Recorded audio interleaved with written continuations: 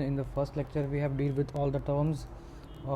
First 4 slides we have already discussed. Now moving forward, right, and we have to study the topic condition of weightlessness, right. See, condition of weightlessness on earth means you will not be able to feel your weight, right. So solving this we get the equations. Okay, the equation which we are getting is F net is equal to mg minus m omega square re cos square alpha, right, and f net will be 0 and value will be mg minus m omega square re cos square alpha, right. Solving it will be getting mg is equal to m omega square re cos square lambda. Cutting the value will be getting as g upon re cos square lambda is equal to omega square, right. Now by putting the value we'll be getting omega is equal to under root g upon re cos square lambda. So solving this will be getting as under root g upon re cos alpha, right.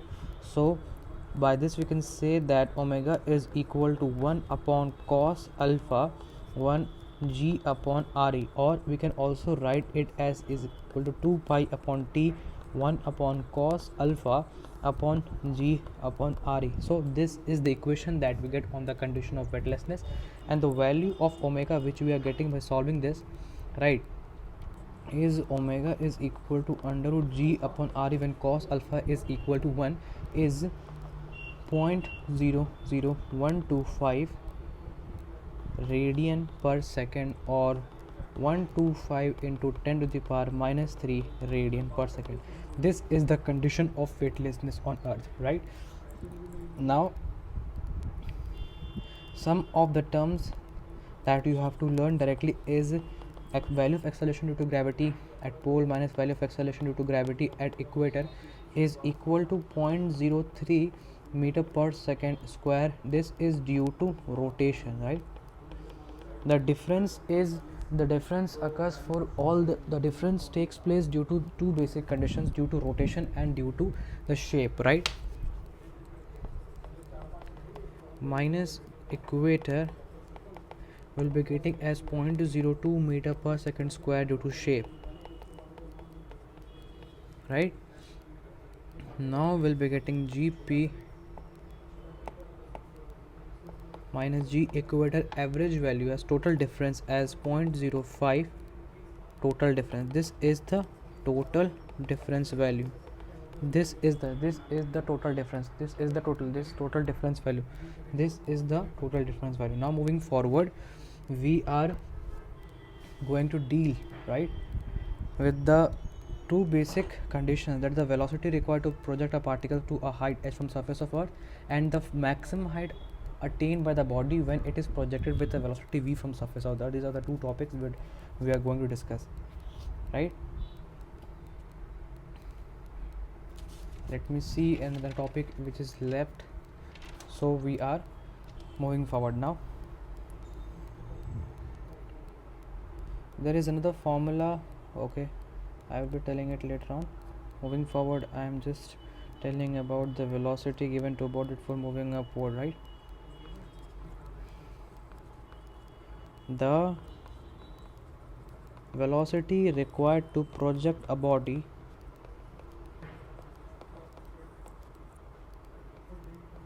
of particle to a height h from surface of earth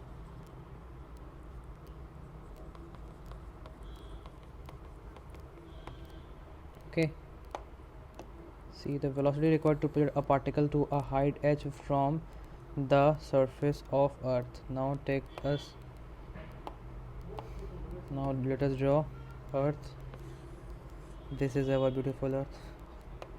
And now moving, see what I've told, that this the velocity given, okay, what maximum velocity should be given to reach a height h from the surface of the earth means v max, value of v max, right.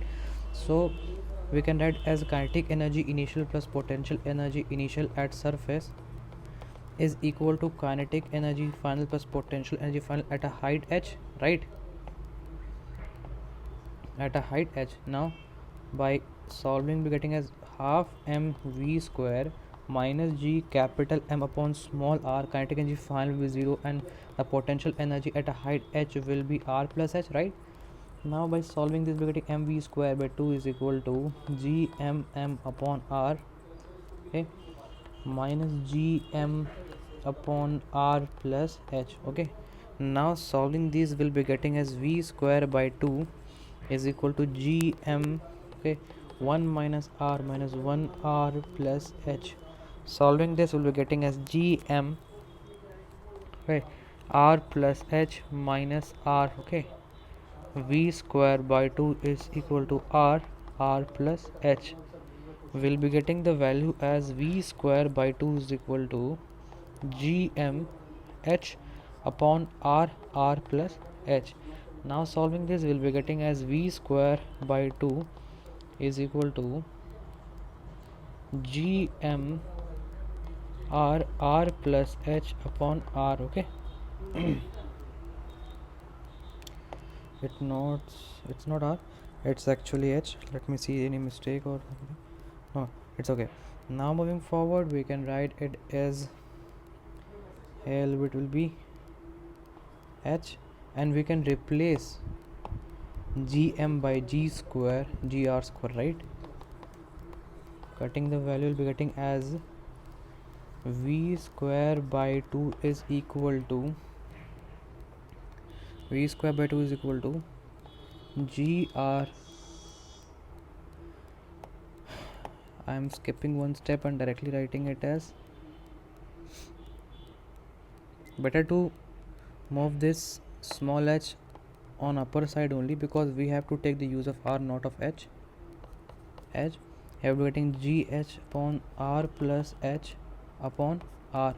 By solving this we are getting it as v square is equal to 2gh 1 plus h upon r, and this by solving this we are getting as v is equal to under root 2gh 1 plus h upon r. So this is the velocity required to project a body from the surface of the earth to attain a height h, right?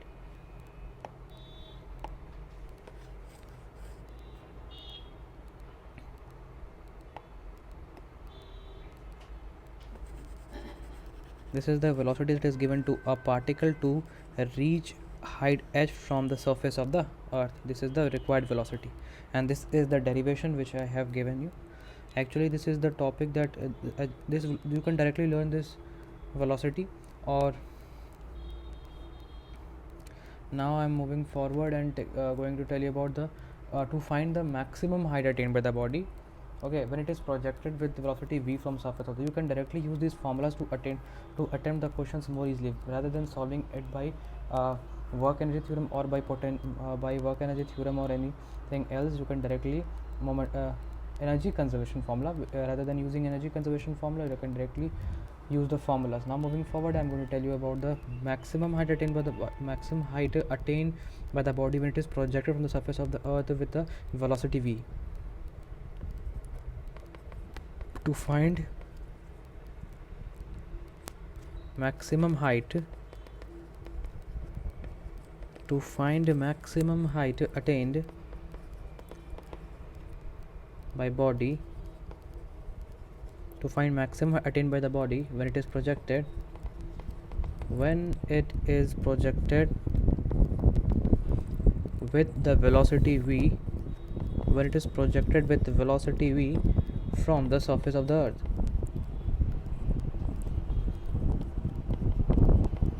When it is projected with the velocity from the surface of the earth, to find maximum height attained by the body, it is projected from the velocity v from the surface of the earth. Now I'm going to give the derivation behind it. Suppose it is a earth, lovely earth, right? Velocity is given as v, the maximum height we have to calculate as h max, right? See, we have got the equation as v is equal to 2gh 1 plus h upon r, right? In the previous slides I've derived how it comes, right? Now moving forward we can write it as v square is equal to 2gh 1 plus h upon r. So we can write it as v square h upon r is equal to 2gh, right? V square is equal to 2gh minus v square h upon r. Then we can write as v square r is equal to 2gh r minus v square h, right? Now by taking common, we can write v square r is equal to 2g r minus v square h. So we're getting h is equal to v square r 2g r minus v square. Let me check, it is yes. So this is the desired equation that you will be getting by solving this, or you can learn this directly to solve the question more easily, right? H is equal to v square r, and here what v is representing? V is representing the velocity at the surface of the earth, right? Here v is representing the velocity of the particle at the surface of the earth. H is equal to v square r 2g r minus v square, okay, where v is the velocity at the surface of the earth. So you can learn this formula directly to solve the questions more easily. Now moving forward,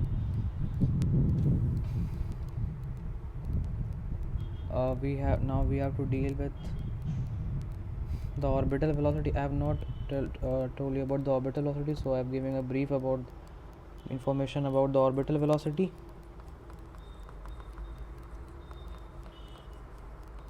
Look, whenever a body moves,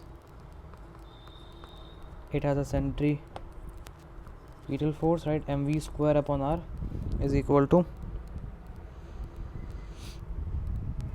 the potential between the two bodies as gm upon r. Solving this, we'll be getting as we have to take here the both the terms should be in both the equations should be representing forces, right? Suppose up there is a planet here. Let me give you a brief.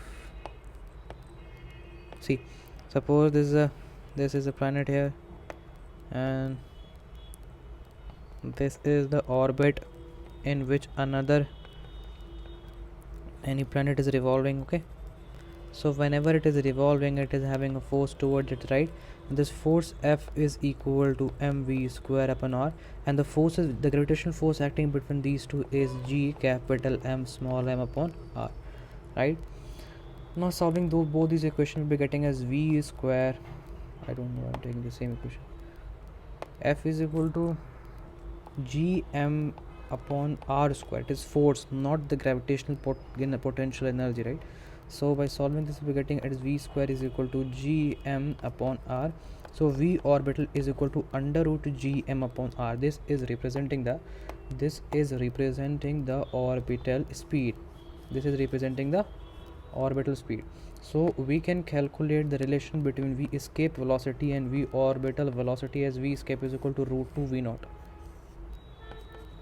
right?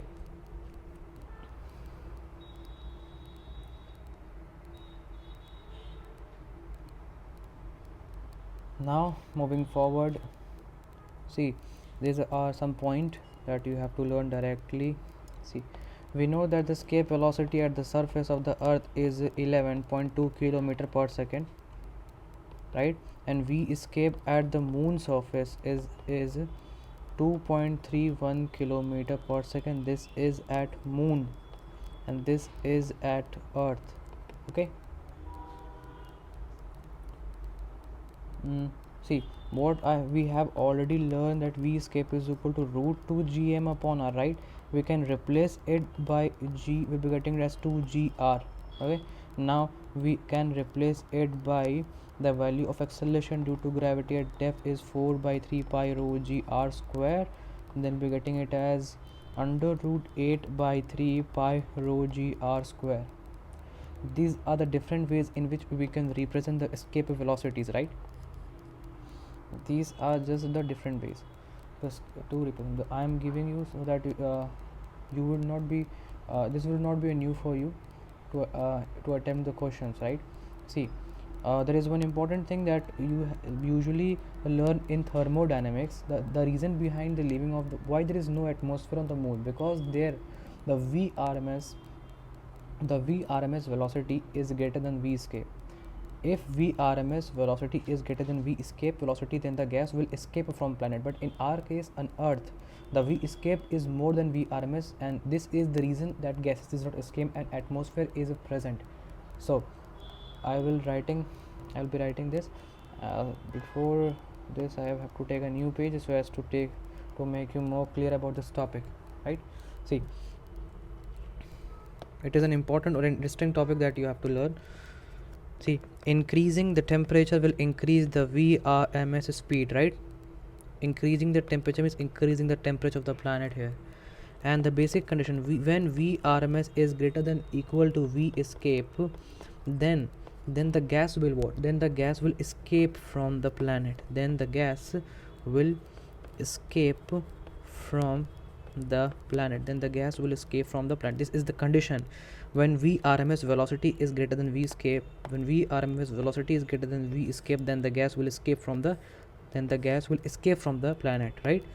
Now moving forward, when we are putting it in equation as root 3 RT upon MW, we know that vrms value is under root 3 RT upon MW is greater than v escape.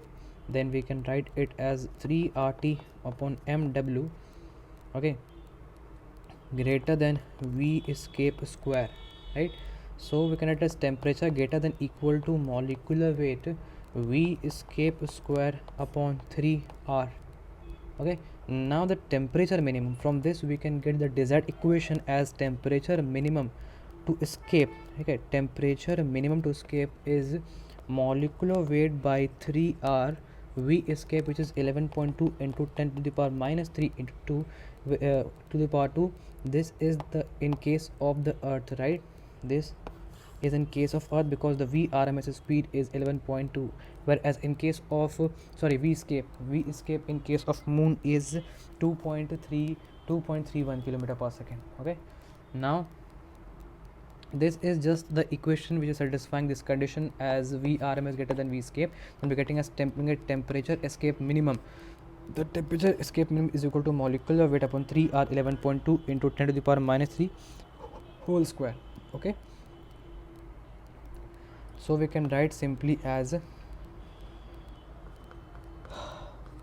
escape temperature is equal to molecular weight upon 3R v escape square. This is the escape temperature, and this you can put for different gases. For example, temperature for H2 is 2 into 10 to the power minus 3 upon 3 into 8.31 into 11.2 into 10 to the power minus 3 whole square will be getting as 10 to the power 4 Kelvin. This is the temperature at which the hydrogen gas will escape. Okay, अर्थ से इतने temperature पर hydrogen escape कर जाएगा, ये वो condition को डिस्फाई करता है.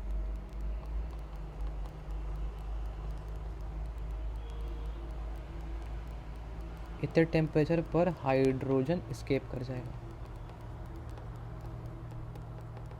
This is the condition satisfying this relation, right?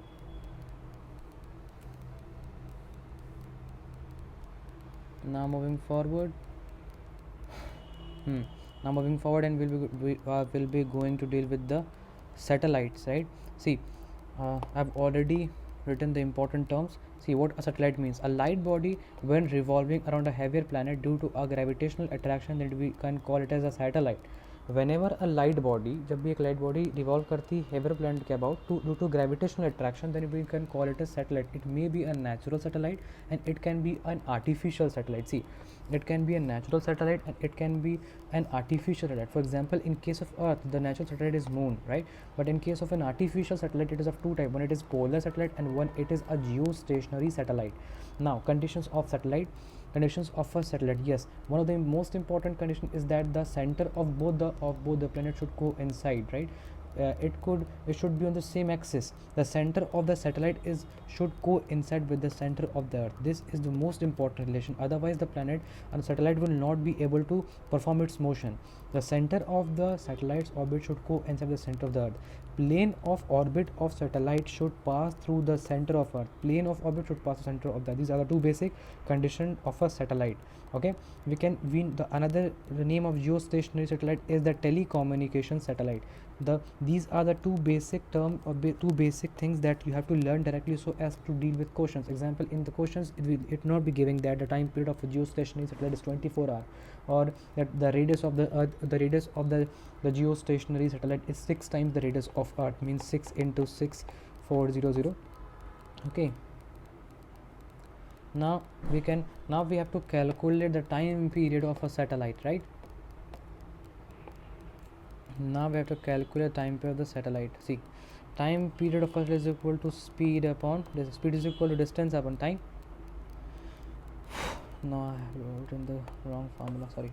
See, speed is equal to distance upon time, right? So time is equal to distance upon speed, right? Time is equal to 2 pi r upon the orbital speed, which is gm upon r. Now writing this will be getting us 2 pi r to the power 3 by 2 upon gm. Okay, now on squaring both the sides we will be getting it as 4 pi square r cube upon gm. Okay, so this is the equation,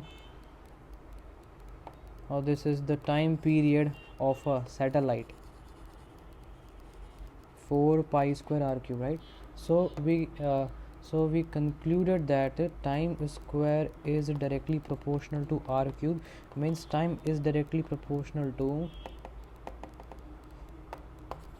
see, I'm sorry for this.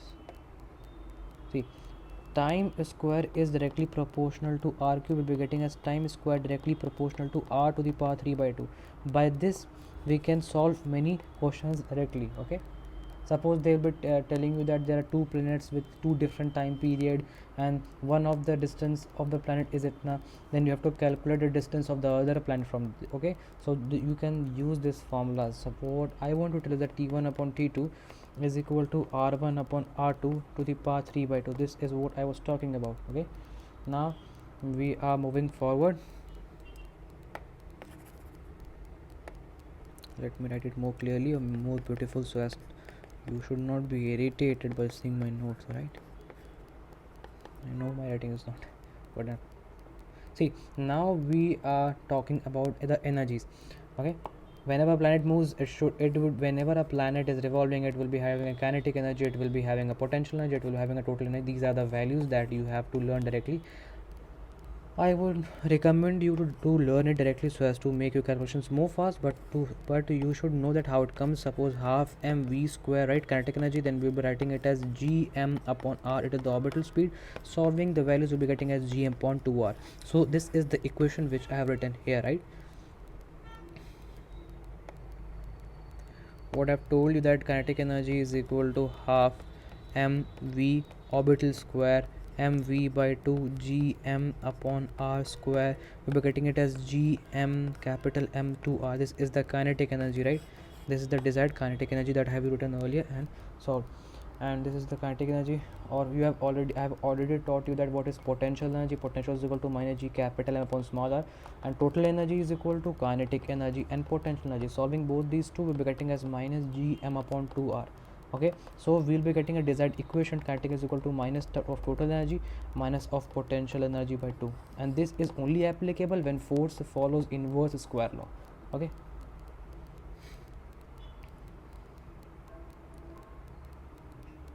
this I've told you how it comes. I don't think I have to just what I have to do. What I have missed here, yeah, see, in this energies we have to draw graph as well as. Okay, so I will be writing it more clearly, more beautiful, so as that you can understand more better. How kinetic energy comes is equal to half mv orbital square velocity m by 2 root gm upon r square, writing it as gm capital M upon 2r. That is the kinetic energy. Potential energy is equal to minus g capital M upon r. So total energy is equal to kinetic energy plus potential energy, and we're getting the value as g capital M upon small. This is the total energy. Now I will be drawing the graph, because which is one of the most important graph that you have to learn directly.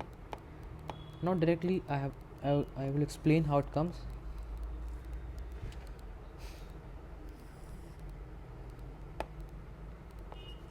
Here this is the graph. Okay, see what it is energies. See, this is the kinetic energy graph, this is potential energy, sorry, and this is the total energy.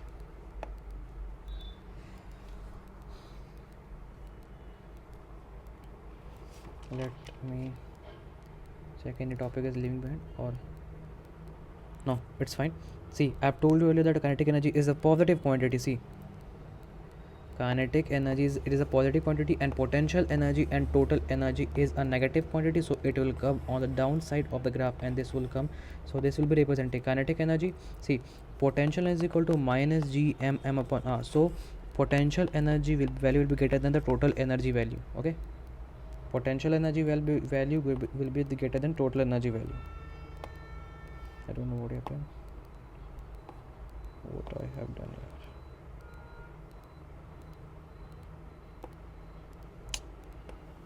Sorry for this. Text tap the text over. Oh, fine. See, this will be representing the kinetic energy, this it will be representing the total energy, and this it will be representing the potential energy graph, right?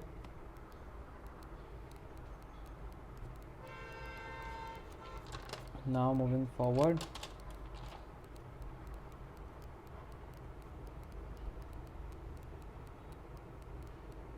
now we'll be studying about let me check. Total energy value is minus gm upon 2r, so total energy value will be less than the potential energy. Solving this, we can get that potential energy value is greater than the total energy. Yeah, correct, I think. Now moving forward, what is the work done in changing the orbit, right? See, what we are talking here is about whenever a planet changes its orbit. Suppose this is one of the planet, this is one of the planet. Let me draw the orbits. Suppose this is orbit 1, suppose this is orbit, this is the second orbit, right? Here the total energy is minus gm upon 2 r2. Here the total energy is minus g capital M upon 2 r1. Okay, this distance between here is r1, the distance between these two the represent is r2, right? So now what I want to tell you is that work done is changing is total energy final minus total energy initial. So solving this, we'll be getting it as 2 upon r2 plus gm upon 2 r1. Okay, so we'll be getting the value as a 2 1 upon r1 minus 1 upon r2. This is the required work done to move a planet from one orbit to another orbit. This is the desired equation. Work done in changing the orbit is equal to g capital M small m 2 r 1 r1 r2. Suppose, see, what I have to mention one important point, it's the capital M mass here and small m mass here, so as to make it more clear. Okay, work done in changing an orbit is g capital, let me check, g capital M minus m upon 2 r1, it will be plus, then it will be 1 r1. So yes, it is correct. Okay, now moving forward, and this is an important term that you have to learn it directly. Additional speed to escape is root 2 v naught minus v naught, will be getting as 0.41 v naught. Now we all are going to deal with the last topic. It is Kepler's law of planetary motion. It is the first is law of orbit, second is second law of areas, and third is the law of period. And these are some of the important points that you have to learn or you have to remind. Okay, first is law of orbit. Okay, so let me draw orbit for you. Suppose this is an orbit.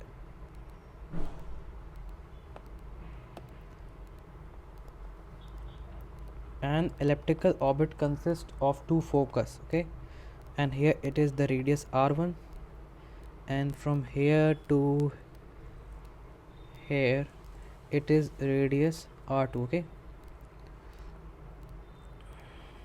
here it is a, and here to here it is b, and here to it is b. Okay, it is representing ae, here it is representing ae. E here is representing eccentricity, eccentricity, right? Now see what we can write: r1 as a minus ae, and r2 as a plus ae, where okay, and e as 1 minus b upon a square. This is law of orbit. And r average is equal to r max plus r min by 2. In this, what you have to learn is that an elliptical path has two focus, f1, f2. From here to here it is r1, and from here to here it is r2, right? Here to here it is representing ae, here to here it is representing ae. Okay, sorry, here to here it is representing a, here to here it is representing a, and this whole is representing as a, representing a. So we can write as r2 as a plus ac. We have known as r2, see, r2 as here to here ae, and here it is a, so we can write as r2 is equal to a plus a. Now we are moving forward and studying the second law, that is law of areas, right? Law of area says a line joining, I don't know why my writing is good, a line joining any planet, a line joining any planet to sun sweeps out equal areas in equal interval of time. This is the second law. A line joining any planet to sun sweeps out equal area in equal interval of time, right? This is the second law. Let me draw the orbit and make you explain it. See, this is the planet here moving with velocity v maximum. Here the planet, it is moving with velocity v minimum. Here it is r minimum, here it is r maximum, means the maximum distance, and here angular momentum is conserved, right? L is equal to mvr, so we can write as a constant. So mass, velocity minimum, then r will be maximum, then velocity will be maximum, then r will be minimum. Okay, so by this we can say that v minimum upon v maximum is equal to r minimum upon r maximum, and r minimum will be a. See, r minimum is equal to what? r1 upon r2, and r1 is representing as a minus ae upon a plus ae.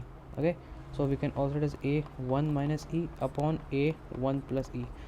This is the reason only I have explained, this is the only reason I have explained it here only. What are a, what is e is representing is eccentricity, what we have taken as ae, what distance we have taken at a as a. Okay, so second law tells you that any line joining planet to sun sweep out equal area in equal interval of time. This is what we have to learn. Now moving forward, we'll be studying the third law. Third law says that law of period. Actually I have derived it earlier only. In statement we can directly write it as square of period of revolution of any planet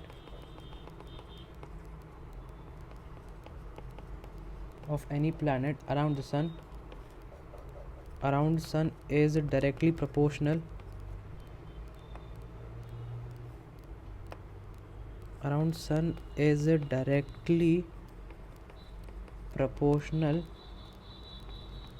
to cube of semi major axis of elliptical orbit. This I've already taught you. Time square is directly proportional to a cube, and so we can say time is directly proportional to r to the power 3 by 2. Means, see, square of period revolution of any planet around the sun is directly proportional to the cube of semi-major axis of the elliptical orbit, right? Now we are at a last topic for some of the important points. See, atmosphere on moon is missing because the root mean square velocity is greater than the escape velocity. This I have already given you a brief in a quite minute before, right? And now we have second point. Due to absence of atmosphere on moon, atmospheric pressure is 0, hence reading of barometer is 0, also 0. If hydrogen balloon is released from surface of Earth, then it moves upward because upward buoyant force due to surrounding air exceeds, means buoyant force exceeds the downward weight. But if balloon is released on the surface of moon, then it will fall with g/6 acceleration under the influence of gravitational attraction of moon. Upthrust is 0 and due to the absence of atmosphere. If a bomb blast occurs on the moon, its sound cannot be heard because sound is a mechanical wave which requires medium for propagation, which is absent on the moon. So this is an important point. So we have now completed all the formulas and all the basic terms that you have to learn in the chapter gravitation. So these are all the slides. I will be uploading all the slides in my Telegram channel, so stay updated. Sorry for being late in my, I was quite late in uploading my lectures because I was busy and having my exams. Okay, so stay healthy, stay happy, and study hard. Bye.